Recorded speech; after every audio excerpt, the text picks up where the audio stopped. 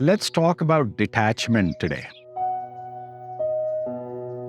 In India and even outside, there was a time when the thought became that if you want to spiritually become enlightened, or you really want to go in deep service to attain communion with God, or enlightenment, or really dedicate yourself to approach higher consciousness, you should completely and totally dedicate yourself to that. And the only way that you could achieve that is either you go to the Himalayas, or you go to a monastery, you go to an ashram, or you dedicate yourself to service in church. So give up your worldly duties, family life, and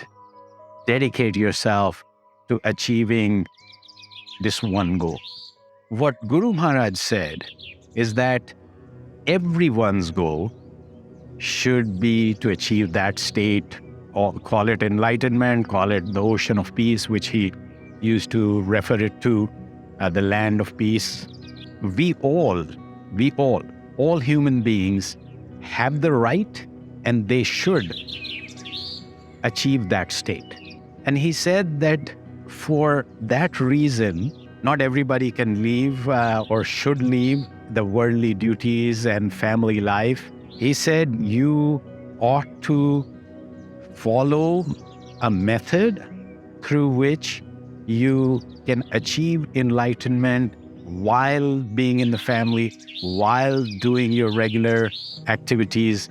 He put out a few principles which will enable your spiritual progress, or your progress towards that enlightened state. So number one, he would emphasize that you put 23 hours into doing what you're doing, your regular day-to-day life, but take out 1 hour for yourself towards the goal of achieving this higher state of consciousness and your pursuit of peace. So 1 hour is totally dedicated, and he said, don't dilute that. That should be fully dedicated, and that time is your time dedicated towards that goal. And if you can achieve that, the chances that you can spiritually grow relatively consistently, or at a decent enough pace to achieve this goal in your lifetime, would become much, much higher. So that's number one. But number two is that, what did the people who went to the monasteries or the Himalayas or in ashrams or dedicated themselves to the church, what did they do? What they did was they detached themselves from the world to achieve this goal.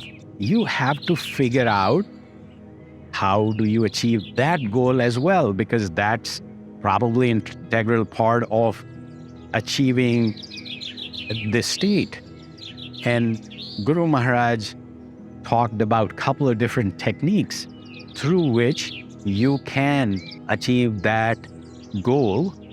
And he used to call this being detached while being attached, and being attached while being detached. So it's an interesting concept, and probably not as easy to implement, but he implemented it himself, and some of the leaders in Satsang who followed did the same thing. So one of the things was that he said, so we want to achieve detachment from the world. Where does that attachment come from? And that comes from your thought or your feeling that you're attached. So you have to continue to do your duties, but get detached from that activity or from that object of attachment. Let's break that down a little bit. One of the examples he gave to achieve that state was to live as a guest rather than owner of things. To clarify that, let's say you go to a hotel. You live there as a guest. Everything you enjoy, everything is there for your comfort, but you do not own any of those things. You will not take any of that with you. When you go out, you leave everything as is. If you spoil them, you'll have to pay for it. If you steal them, you'll have to probably pay for it too. But none of the things there you should get attached to, because when you leave the hotel, you leave those things behind. So why not live in the world like that? Because you are a guest in this world. You're not going to take any of this with you. So your ownership is temporary. And if you, even for that temporary time, you think that somebody else owns it and you are just the guest. So a lot of people would say, so why would I be taking care of things if I'm detached, right? And his view was that, let's say there is a hotel manager and a hotel owner. Now, the manager doesn't own it, but he has to do all his duties. He's the caretaker of that hotel. But when he goes home, because he doesn't own, so he goes home, sleeps well, while the owner might have to think about what if this happens and what if that happens. The manager does his job, goes home and sleeps well. So if you are a caretaker or a manager, you don't own those things. You are focused on your duties, because if you don't do your duties, the owner would fire you or will be upset. If you think about yourself as a manager, you will do your duties. You will take care of things that you need to take care of as a manager rather than owner. When you're the owner, all the headaches are yours. When you're just a manager, you think about it slightly differently, and that brings in that detachment in terms of implementing it in your life.